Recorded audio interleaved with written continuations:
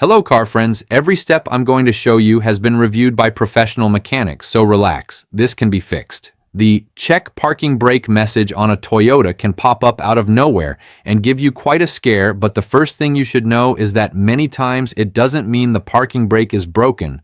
According to mechanics, this warning can appear even when everything is working perfectly, and often it's just a small electrical or communication glitch between the car's modules. It all starts with something that seems obvious, making sure the parking brake is fully released. But even when it is, the system can trigger the message if it detects irregularities in the signal from the electronic parking brake. Several mechanics reported that the message appeared intermittently while driving, even though the brakes worked fine.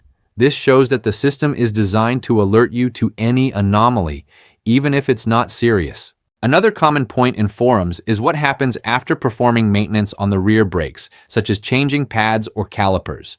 In these cases, the EPB system needs to be recalibrated. If you don't do this, the car will keep showing the message even though everything is in perfect condition. Many people resolve this by using a diagnostic tool like Toyota TechStream to clear the error and resynchronize the system. But it's not all electrical.